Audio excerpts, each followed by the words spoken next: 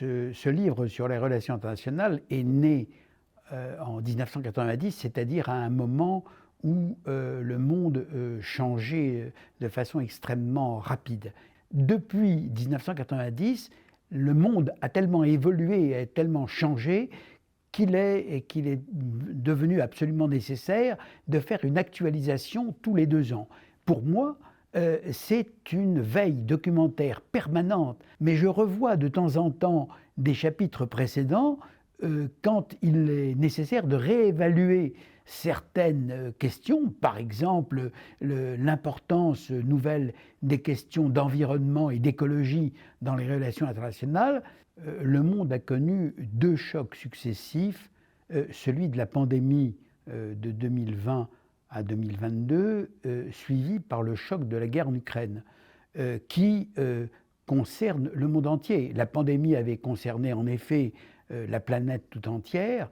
La guerre en Ukraine, même si elle a lieu en Europe, a des répercussions un peu partout dans le monde.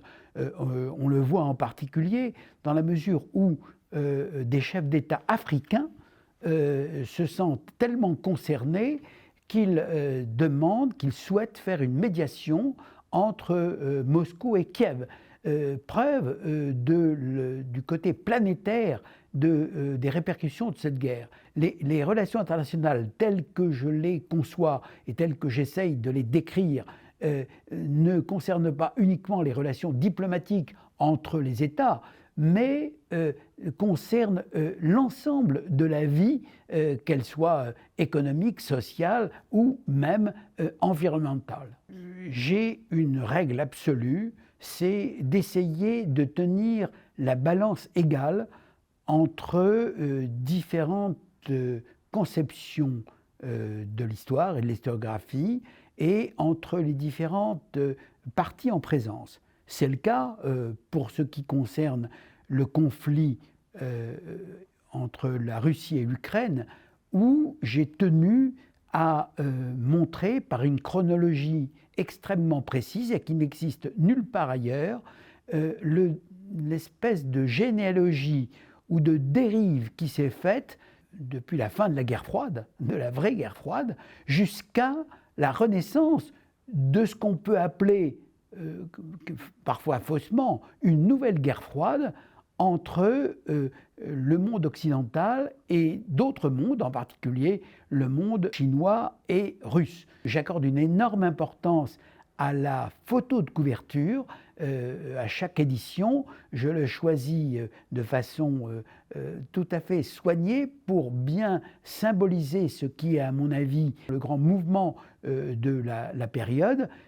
Pour la couverture de la 18e édition, j'ai choisi une photo montrant Vladimir Poutine allant vers le premier président chinois Xi Jinping, et cette photo est à la fois symbolique de cette symbiose sino-russe. Il y a manifestement, de la part du président chinois, une certaine satisfaction à voir le président Poutine se précipiter vers lui et lui demander son aide et l'aide de la Chine. La 18e édition essaye de montrer combien il y a une espèce de révolution dans les relations internationales qui est en train de se faire, dont on ne sait pas très bien ce qu'elle va devenir.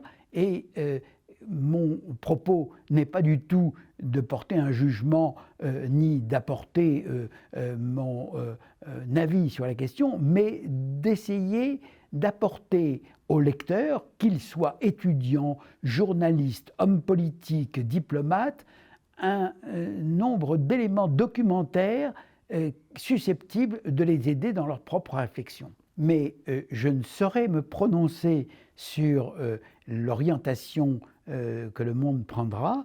Un historien ne prédit pas l'avenir, il peut simplement expliquer ce qui s'est passé, donner des éléments d'information et de documentation, des grilles d'analyse, mais il ne saurait préjuger de l'avenir, et par conséquent, je ne préjugerai pas de la photo qui figurera sur la 19e édition.